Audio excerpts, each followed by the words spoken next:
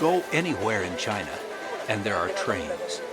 Most of China's teeming population of 1.4 billion people are low earners, and rail travel's an affordable, popular way of getting around their vast nation. China Rail has a fleet of 72,000 passenger carriages, the biggest in the world. And anywhere, anytime along China's labyrinth of main lines, an express train with 2,000 people will pass by every 4 minutes. China is seen as the world's major future economy, and authorities are keen to cover up any evidence of its third world image.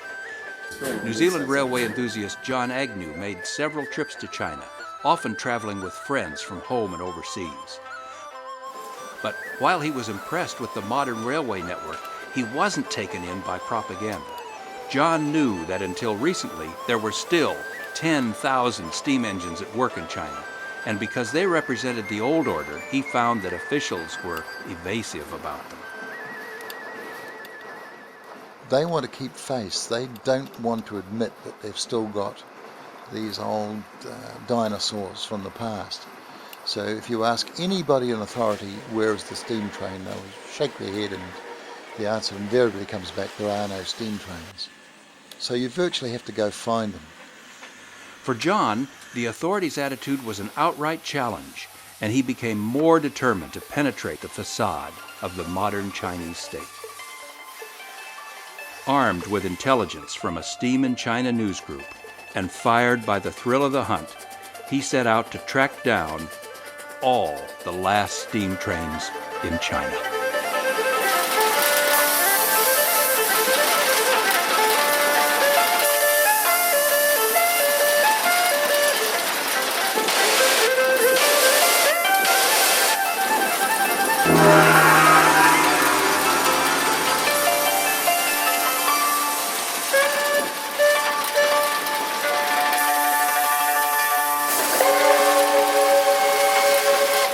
Celebrating with a piece of chocolate because we've seen 3 steam engines this morning. 3 out of 4 on this line. That's pretty good. John Agnew's quest to defy the officials and establish beyond doubt that the Chinese were still using steam trains was to become an odyssey which would take him to the far-flung corners of the territory, using all means of transport available.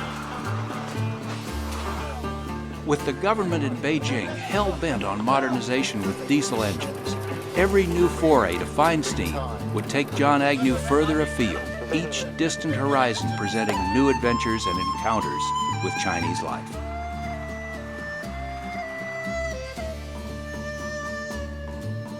Searching for China's lost fleet of steam trains, where possible he had shots taken of himself, just to prove he'd been there. The quest took him over 10,000 kilometers, usually in winter, filming often in impossible conditions with temperatures well below zero. Local Chinese were mostly friendly, but they all thought he was on a crazy mission. I don't think they really comprehend. They probably think you're a tourist. They really can't imagine why anybody in his right mind would want to photograph a steam train, or any train. Interest in older technologies like vintage cars, planes, and steam trains is a hobby that's unique to Westerners and is not understood in Chinese culture, let alone visitors from half a world away taking movies. And that's why people in authority think you've got another motive. And that's why it's very difficult with the number of police in China. It's very difficult not to be seen. In fact, we'd go out of our way not to be seen, to try and camouflage and merge in with the Chinese people. The quest to prove the officials wrong and find steam trains in China required tenacity and persistence. But John got some help from another quarter. Of course, we're very lucky because there's a very active Steam in China E-group. One group originated in England, another in Germany, and they keep each other up to date, where steam's been sighted, what it is, how to get there. So we've got a pretty good foreign network of steam spies, if you want to call us that. This is why it's got a 1995 plate. So we probably know a hell of a lot more about where steam is in China than your average Chinese official, who will just deny that it exists. The internet is just that powerful. As well as observing the finer art of firing a locomotive, at the emperor's ancient summer resort in the city of Chengdu, he met steam head-on.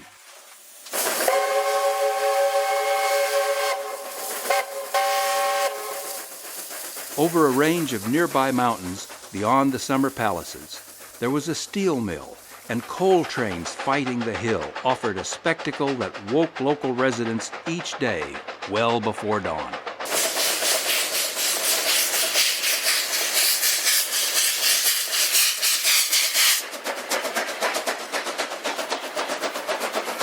Although only a short line, this offered real hardcore action.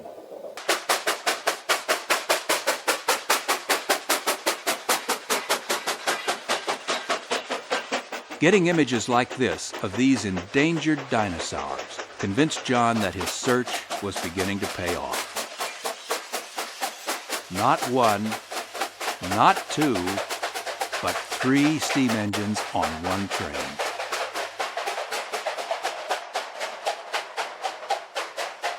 Following his success at Chengdu, the quest now focused on a labyrinth of narrow-gauge forestry railways operated by Chinese bureaus and out of bounds to foreigners.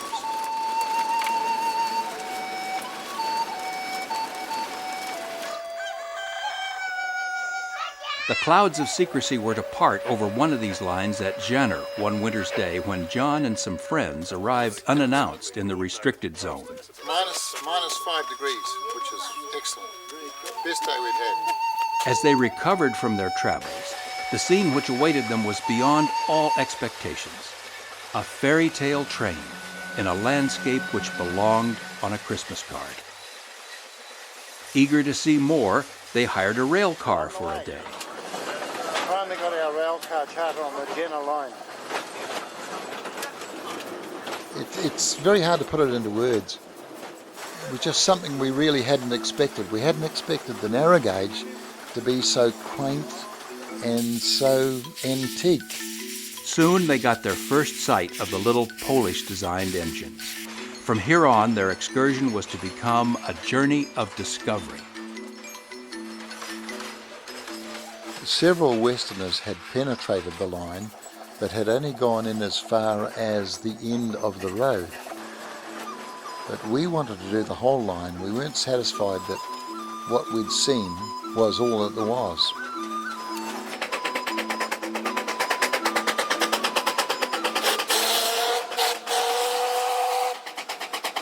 At Lingnan, kilometer post 14, John took the first ever movie shots of a train up the line as he stood in awe of the little engine hauling its seemingly endless rake of logs.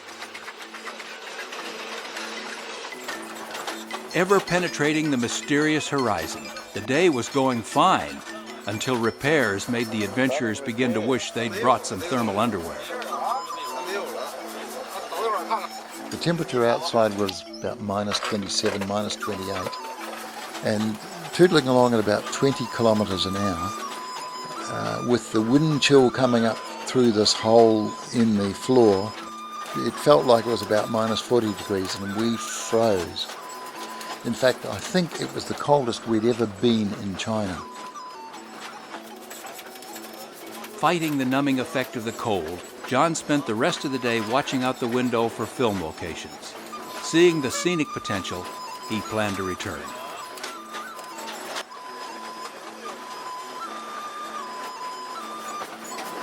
A few days later, the rail car delivered the group to a gorge 98 kilometers up the line at Wulugan.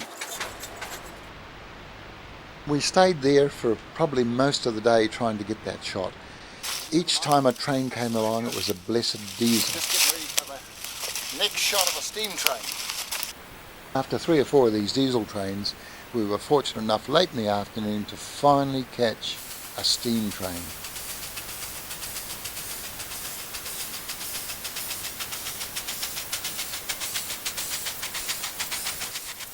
these shots were worth the expense and effort of traveling all the way from New Zealand. Yeah, it's a quest, all right.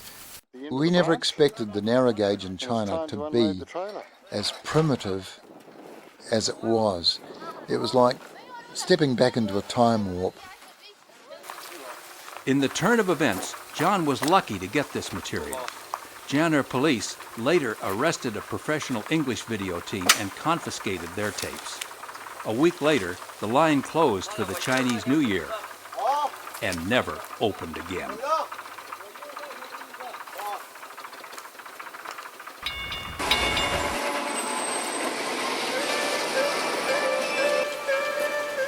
To beat the rapid dieselization of the China railway network, John used his internet contacts to renew his search for the many short lines serving heavy industry. Like Chengdu, these promised plenty of action, but he knew that even on these railways, steam power was as much at risk as the countless chickens being slaughtered each day. Shan was as far north as we went. It's right up near the Trans-Siberian Railway and probably about 20 kilometres south of the Russian border. They run a railway which primarily hauls coal out of the coal mines at Shan.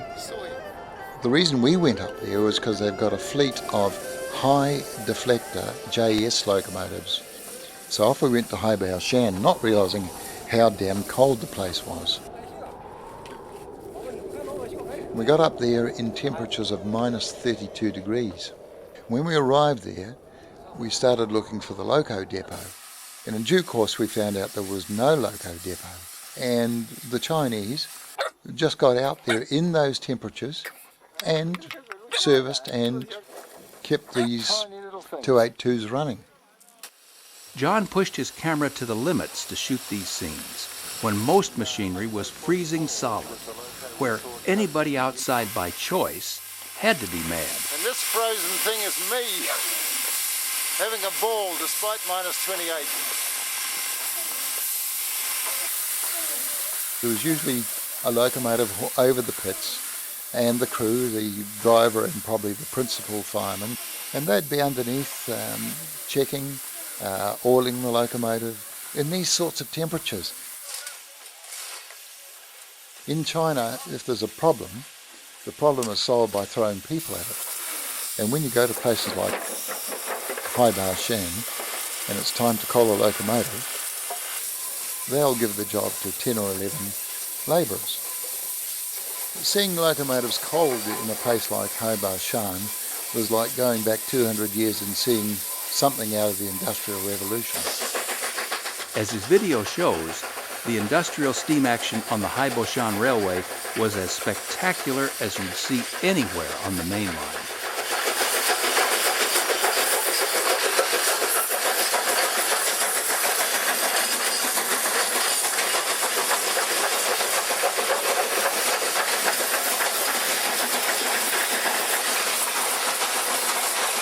On this day, there was only one place to be, a circle of warmth on the footplate of a steam engine. Most Chinese live almost on the breadline. With such a resource of cheap labor, along with massive coal resources, one wonders why China is getting rid of any of its steam engines. Well, the mindset in China is that everything's got to be modern. China has got to be seen to be modern, and of course in their 5-year plans they keep on planning to phase out steam engines. And of course this is spread from not only China railways, but it's spread into these industrial railways. Some of these locos were built as late as the year 2000. Some of the SY class built for industry. I think the last one was built at Changchun in 2001. And China Railways, of course, has got plenty of first-generation diesel locomotives to get rid of. And the obvious place to get rid of them is to cascade them down to these industrial railways. Of course, they really don't have a choice. If the state says you're going to have a diesel railway is what you're going to have. So everything's dictated by Beijing, and it appears that the industrial railways are going to lose their steam power in a very short time period, just as the China National Rail did.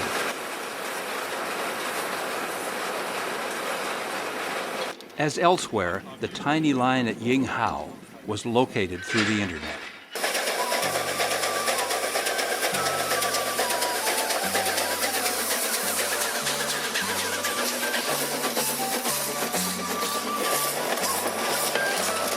Surrounded by a general ambience of death and decay, John wondered at first if he'd been beaten here by the scrap merchants.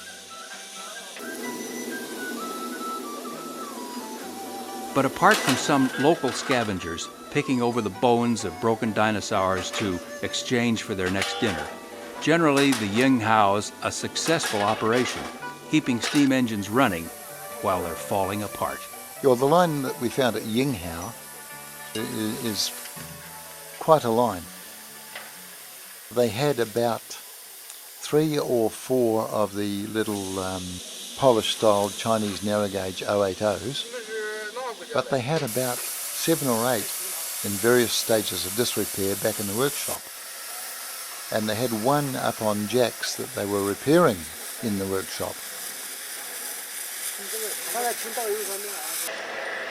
They can repair a steam engine probably in 4 to 5 weeks just by throwing a team of 20 or 30 workers at it. Each of these little industrial railways has got its own complete workshops, and they can economically get these locos back on the road a hell of a lot cheaper than what they could a diesel. And of course there are no narrow gauge diesels to replace the narrow gauge steamers. So that's why these lines have lingered on with steam power.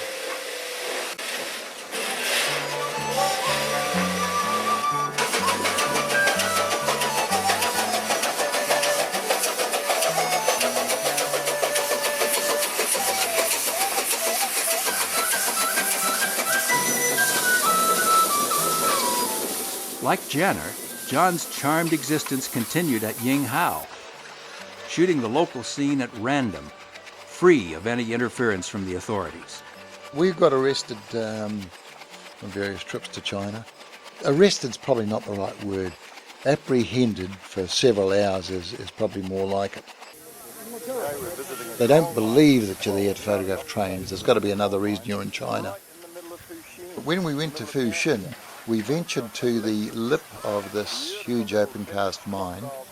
We'd only gone about 50 yards when there was a bit of a hoo-ha and a lot of shouting going on. And the next thing, the mine's security police arrived and apprehended our guide. Didn't seem to be too worried about us, but they took the guide away and just left us to our own devices. And the guide was gone for about 2 hours, during which time he got a pretty heavy grilling as to why these Westerners were at the mine. And it turned out that the Keeping Secrets Brigade at the mine was the problem. Each of these mines has a security section which is usually called in Chinese the Keeping Secrets Brigade. And their job is to keep the secrets of that mine from other parties. And of course they'd all decided that we were there to break the secrets of the mine, and as such the guides were giving the third degree. Eventually they believed the guides and the guide was released. Meanwhile, of course, we'd had a pleasant 2 hours sitting in the cab of a 282 shunting up and down the yard.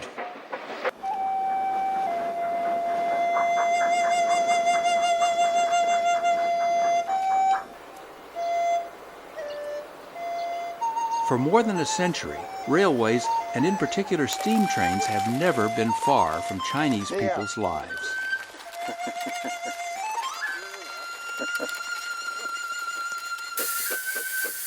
John heard that in the 1950s there were over 70 narrow gauge lines operated by the forestry bureaus in China, all making a major contribution to the national economy and bringing some prosperity to remote wilderness. Rail travel in China reveals a heavily populated landscape, sparsely inhabited by spindly trees, and John often wondered why he never saw any real forests. He got an answer on the next journey in search of steam. Other outsiders reported a lot about the Wei-Her operation, but he was not prepared for the scale of this forestry line. We asked where these logs were coming from, and they told us they were coming from the forests outside Wei-Her and coming into town on the narrow gauge railway, which was about 2 kilometres away. Got sick of walking? Arrival at Wei-Her was a big step back into the past. So we thumbed the ride. Oh.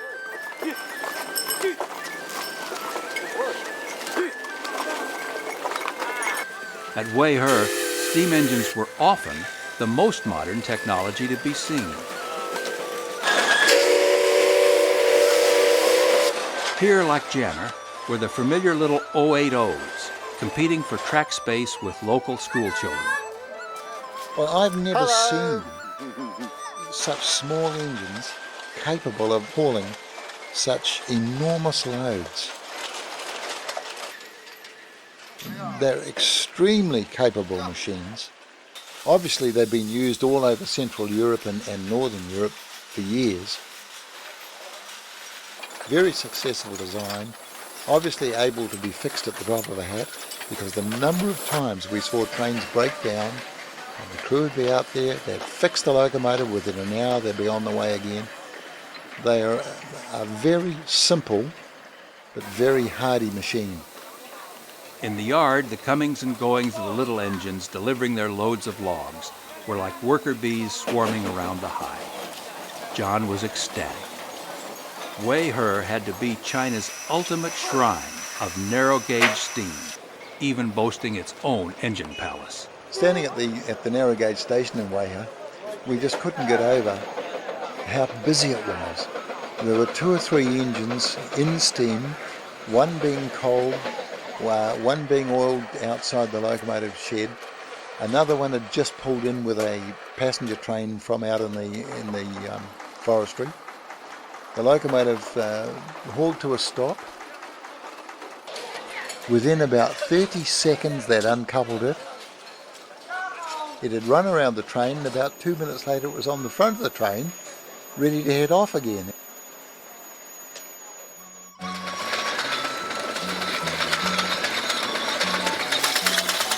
Getting images like this snowy fantasy land at Wei-Her weren't the only reason for coming to China in the winter.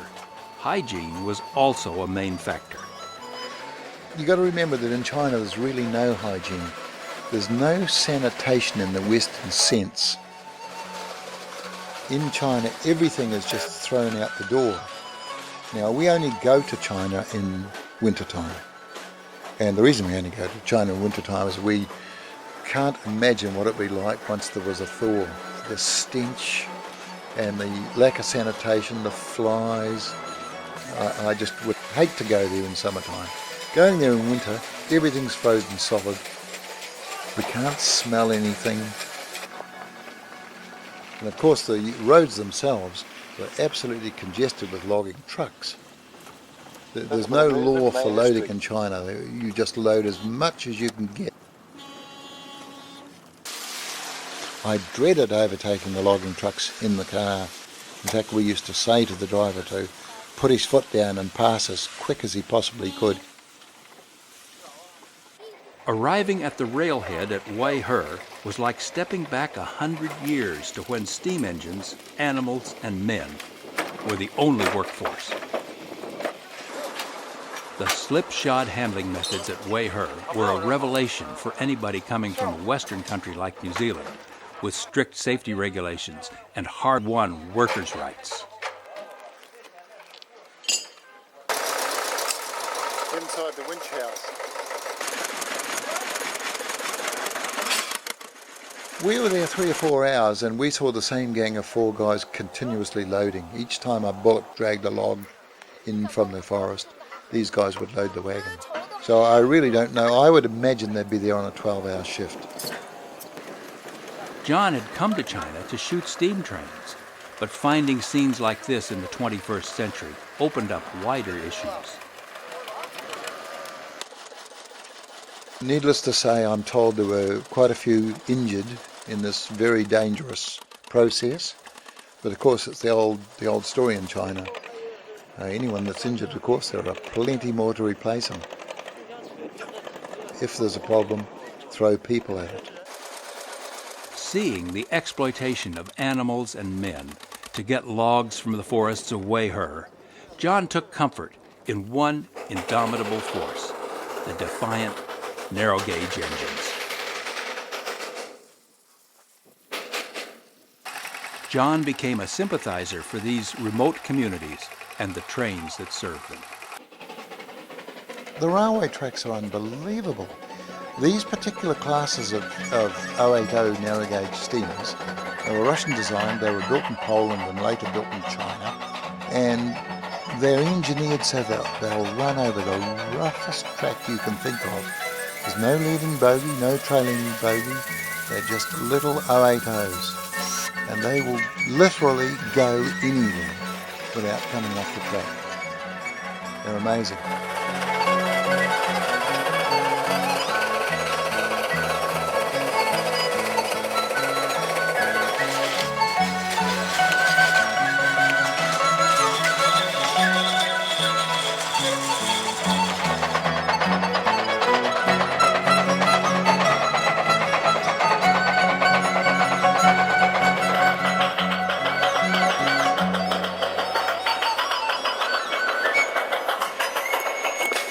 By now, the mission to film this unique record had taken on a new sense of urgency. With the felling of these last forests, he realized that everyday scenes like this would become history, that the future of these village people was inextricably woven with the sad plight of the steam locomotive. Well, one of the best things in China for us was the kids. He looks good. Hello. The kids were the icebreakers. Here's the local carrier. The children at Pingling had never before seen a movie camera. The kids all learn English at school, and they're great little fellows. They're really friendly, wanted to know why you were there, wanted to practice their English on you, wanted you to come and meet Granddad and Grandma, wanted you to come in their house and have a look, meet the parents. And what they do once the railway is gone, I really don't know. I don't know how they're going to survive. Most of the trains we saw were overloaded and loaded in such a way that they were going to lose logs somewhere along the route. All of the forestry lines have piles of logs that have fallen off trains, and the logs are just sitting there alongside the track. And just before the spring thaw, the clean-up trains go out and bring back the logs that have been jettisoned or dropped off during the season. That's any logs that are left, because most of them, I think, would have found their way to somebody's fireplace. You see these little old ladies and the grandfathers out trudging the tracks all day long, trying to get a piece of coal that's fallen off a train, or some coal amongst the ashes. The loco crews, of course, they fare a little bit better than that, because when they take their locos down to these logging points, they always manage to get a piece of timber and they hoist it up onto the running board of the loco. That's their prize. These candids are John's epitaph to the end of the narrow gauge in China and the human toll that it would bring. All these people struggle to garner a living from forestry and the railway. Even peasants and beggars living along the tracks find every piece of firewood or logs falling from passing trains ensures another day's survival. Unfortunately, in China, there was no program to reforest, so they logged till there was no timber left. And then they just closed the lines overnight, told the people they were out of a job, the little settlements along the line were left to their own devices. End of story. Well, the steam trains, of course, are vital to most of the poorer people in China. They have to have coal to survive. In those sub-zero temperatures, they can't afford to buy coal. John had come to China to witness the spectacle of steam in action. But more than a motive force to develop the nation, he began to understand how completely steam engines had permeated Chinese culture, even down to providing the very essentials of daily life. Every railway yards we went into, there would be elderly people with a small sugar bag picking coal out of ash piles or picking coal out from between the rails where it dropped off a locomotive. And even along the tracks, people would daily walk the tracks for several kilometres with a sugar bag just to pick up the odd pieces of coal that they could find to put on the fire for the coming night.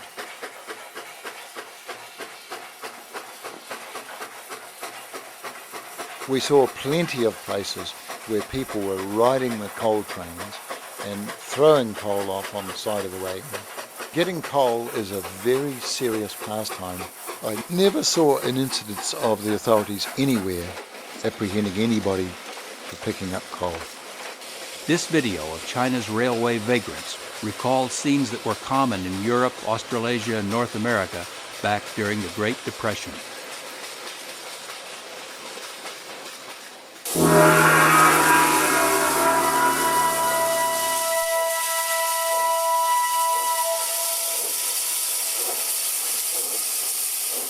The domination of the steam locomotive over life in China cannot be underestimated. In 1990, in spite of denials by the authorities, China news groups believed that there were 10,000 steam engines at work in China. By the time John got there, that number had diminished to around 1,000 and fallen. Not knowing, he'd launched his quest at the last possible time. With steam gone from China's main lines, he was forced into the hinterland, focusing on surviving lesser-known railways, run-down railways that exuded character and personality.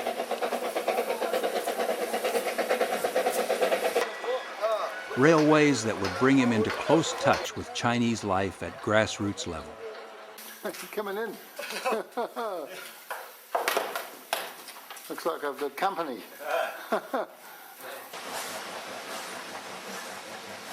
Railways where steam was part of the rhythm of most people's daily lives.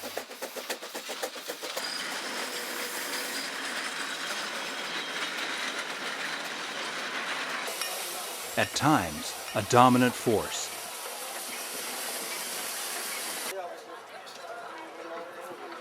So dominant, it could even go unnoticed.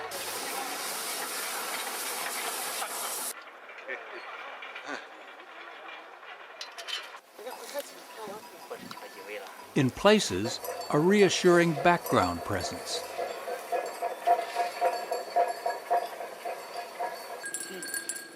Places where steam's steel highways had become accepted, shared byways.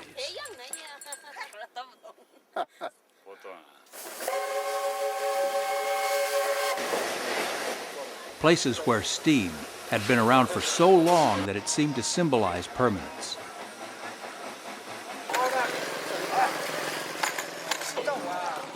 All railways where the steam engine had a place in any setting.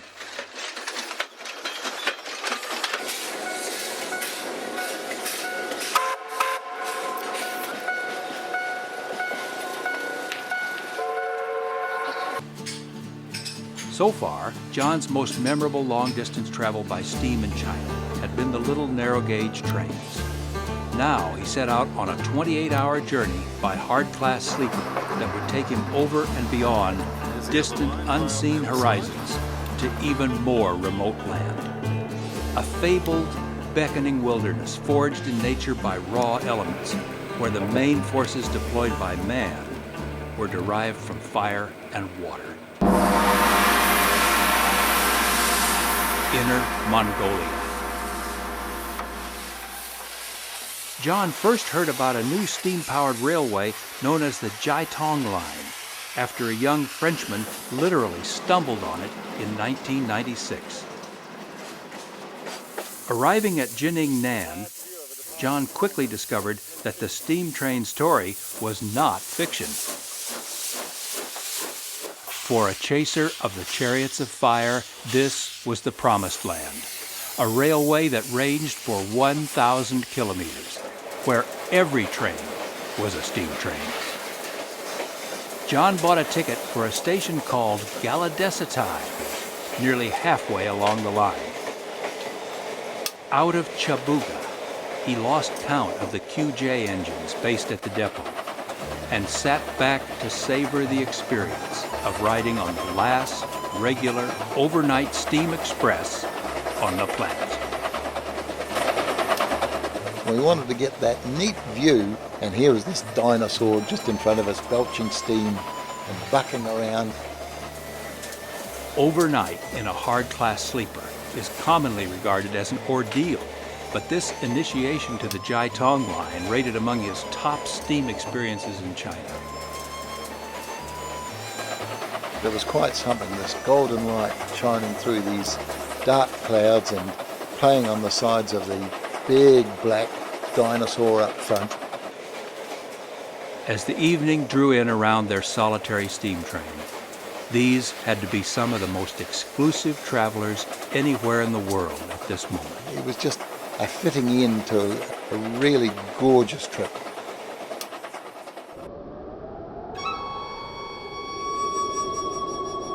Reshui.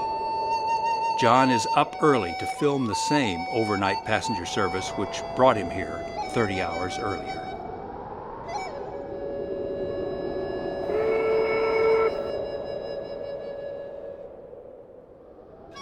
The passing of a steam train is a time-honored communion with the silent landscape which it crosses.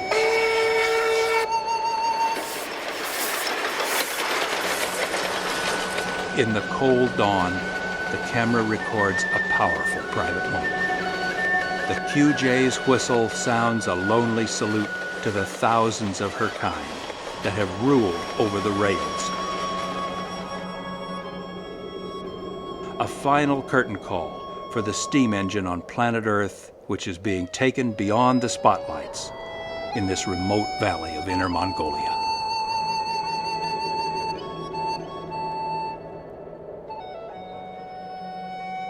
By chance, it's a fitting arena for steam to stage its last great show on Earth.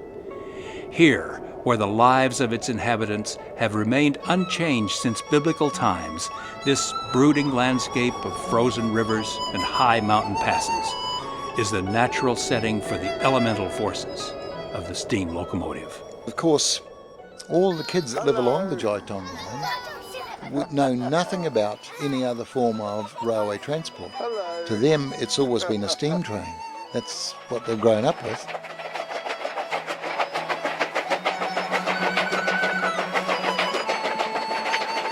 To capture the action, John first based himself at Reshui on the east side of the Jingpeng Pass. Here, it got so good that steam trains were passing every 2 hours. And between trains, there were the local people. China is, as I say, one of the most, or the most populous place on the earth. And you can't go more than 2 or 3 kilometres without coming across a nest of villages. Every time we'd climb a hill thinking we were somewhere out in the wilderness, away by ourselves, suddenly we'd hear people. And you'd see a little single file of people coming past you, perhaps 100 yards below you, coming around the base of the hill. And sure as eggs, when you got up onto the top of the particular hill and started looking around, you'd see 6, 7, 8, 9, 10 villages scattered about. There's just nowhere in China that's not populated. You like the lollies, eh? Nice lollies. At Reshui, the camera was quick to capture the photographic potential of the QJ engines, still undisputed kings of the road, hard at work on one of the world's most modern railways.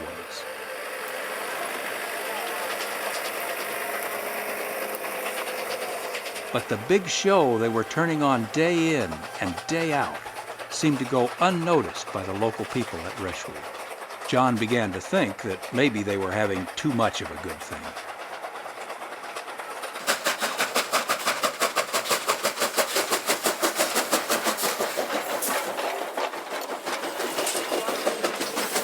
Steam anywhere was good enough for John. On the spectacular Jingping Pass, his movies would become a tribute to the performance of the QJ engines and the Chinese engineers who built this line through such rugged terrain. The thing about the Jingping Pass is that although it's a modern line, to get a very easy grade, the Chinese engineers installed a succession of horseshoe loops. So the line actually runs on 3 or 4 distinct horseshoe loops to gain elevation, and although it's only about 12 or 13 kilometres from one end of the pass to the other, it's probably more like 30 kilometres of rail route. Getting the best angles led to some dangerous situations. Filming inside Tunnel 6, an overhanging load could have ended John's life. To widen his coverage of Steam on Jingping, John hitched a ride in a guard's van of a 3,000-ton freight train westbound to the summit tunnel. The QJs are very sure-footed, particularly when there's 2 of them on the point. Great machines, very hard riding machines, not well sprung, but well suited for the line. Of course, the nature of the grades helped, because the grades weren't really steep, but long, very long grades.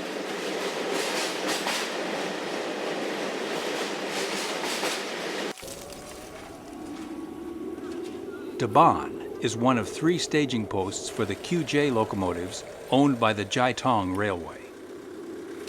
Daban had a policy of buying in dozens of locomotives from China Rail as they closed down each section.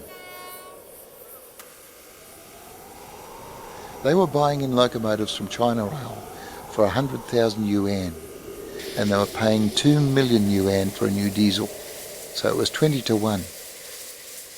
They could buy 20 QJ's ex-workshops for the price of 1 new diesel.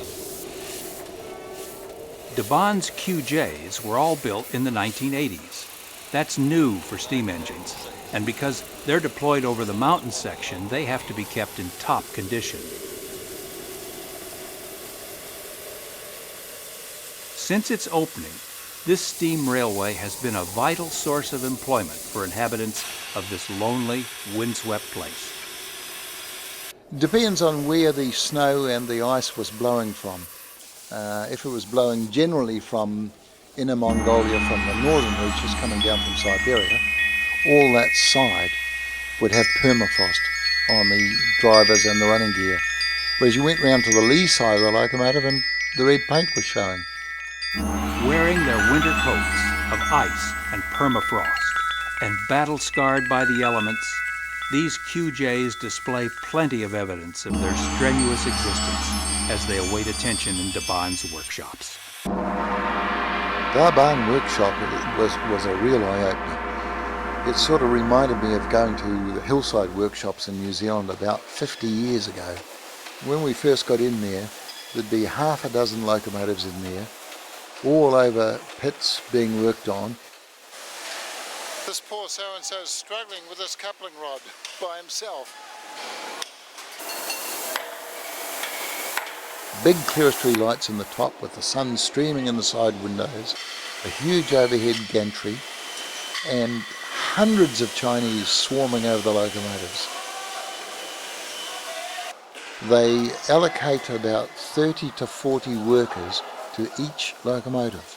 And this team of workers hauls the locomotive in, hauling on a wire haulser, hauls it in, and they each have their own dedicated part of the locomotive to work on. A dozen guys will be taking the motion off the locomotive. Other guys will be on top taking off domes and cladding and steam valves.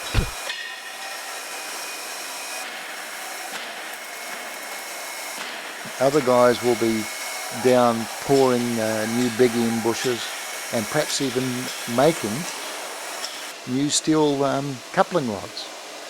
And when we first went there were 102 locos allocated to that division. Copies of a North American design from the 1920s. It's hard to believe, but some of these huge machines were built by 17-year-old girls. But it's out on their stamping ground on the JITONG Line where they extol their charisma, where the spectacle of their power and purpose becomes a performing work of art.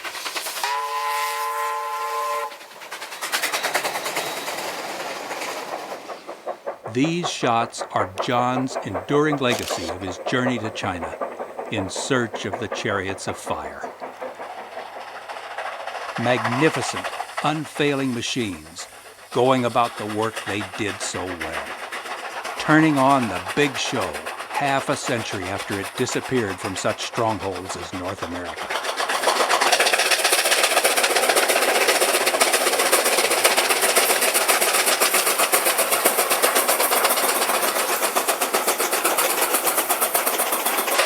John had to tramp high into these mountains to get these shots, and these sequences of heavy coal trains climbing the west side of the pass really paid off the effort.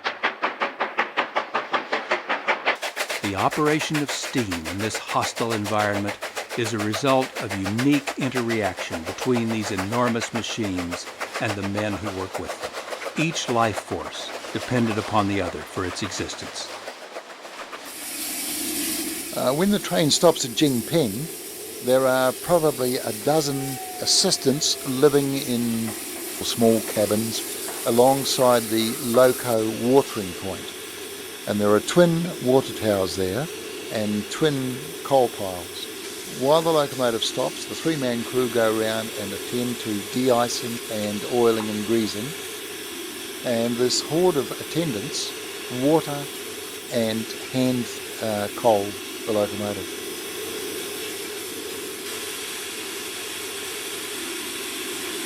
And there'll be two teams because each train is double-headed, and each team will work on the lead or the trailing loco so that they're coaled up simultaneously.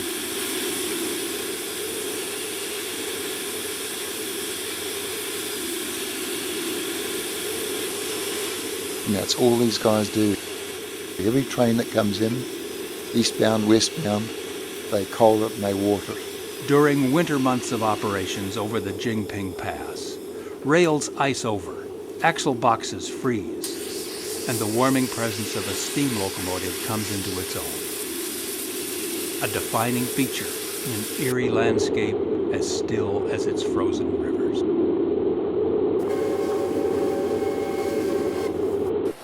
On a bitter January morning, QJ 6517 shatters the silence up the pass.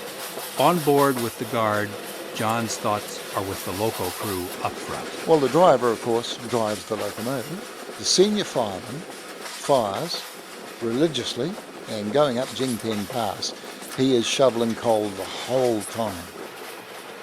And the third fireman, the junior fireman, is outside on top of the coal, pushing the coal forward, furiously shoveling in those terrible conditions.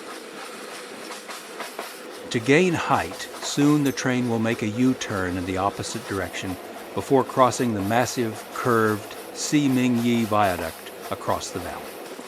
The locomotives have an automatic stoker, but the crews are on a coal-saving bonus, so they all turn the stokers off, and they rely on the coal pusher and the fireman getting enough coal into the firebox. And these poor buggers shovel coal in these blizzards on these locomotives for 8 to 10 hour stints. Ha Da Shan coming into view. Ha Da Shan Mountain was to become one of the landmark locations on the quest. Lying beneath the looming presence of this massive outcrop, the ancient village of 2D is typical of living conditions along the railway.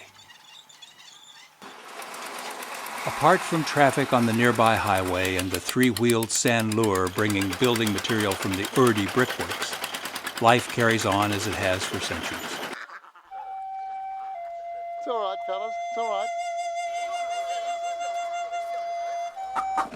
To see steam trains, what better base of operations than this Stone Age village with its very own mountain?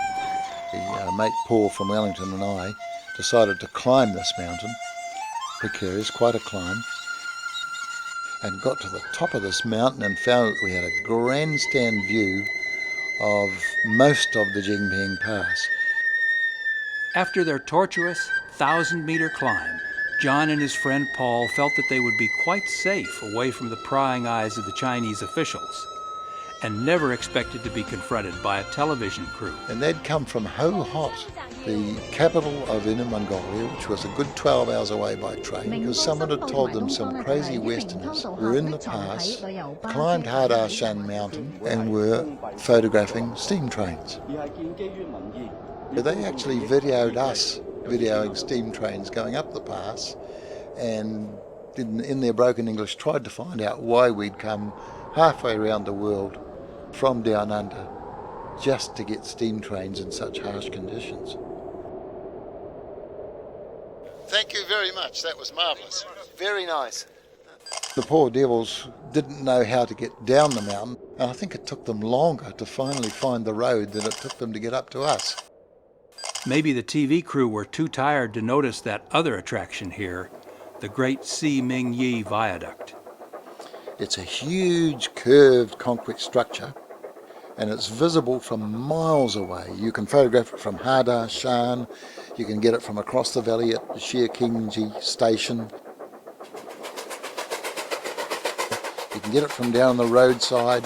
You can get inside the curve of the track itself and look up.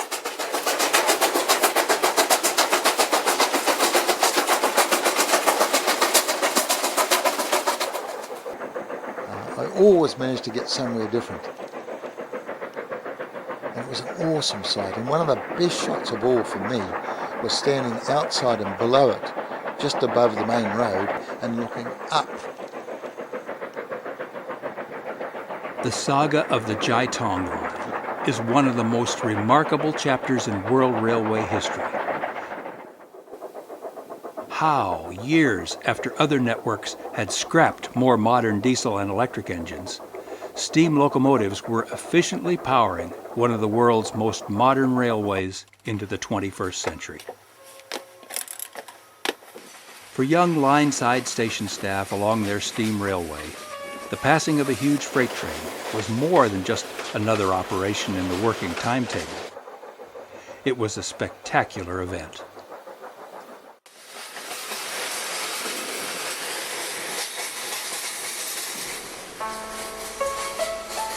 For the children, their world of steam was a magic fairyland.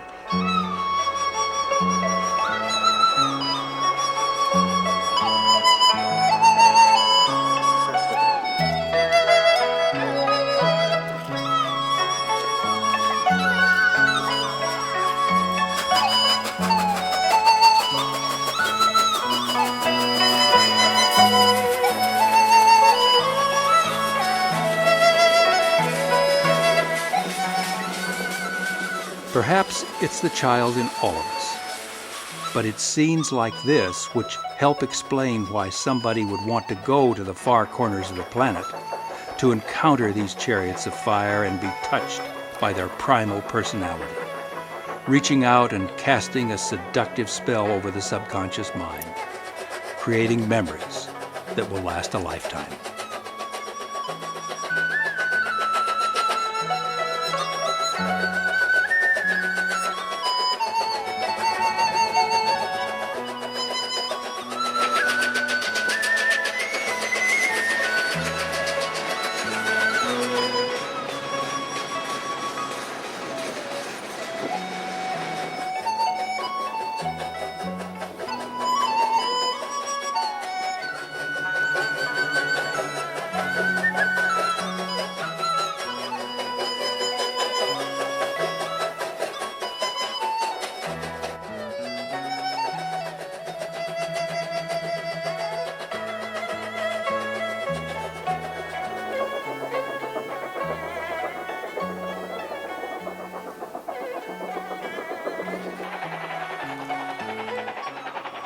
Popular with managers and engine crews alike, The use of steam power on the JITONG line has been a success story, and there's no good reason why the QJ engines should not work out their full economic life on this spectacular railway.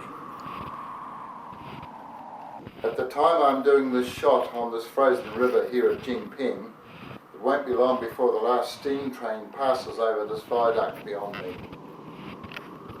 And it's all because Beijing has got the 2008 Olympic Games, and the authorities have demanded that all steam must be gone by then. Anything not modern must go, even if it's way out here in the middle of nowhere. It's not a good reason to get rid of steam, and it doesn't make any sense. But if Beijing says your steam railway must go, then your steam railway goes. The Chinese government's obsession to be rid of anything old-fashioned by the 2008 Olympic Games has had a devastating effect on traditional life and has seen the decimation of its remaining steam railways at an accelerated pace. Nobody knows where or when the last steam engine in China in everyday service will draw its last gasp. But when it does, it'll be the end of the last great steam trains in the universe.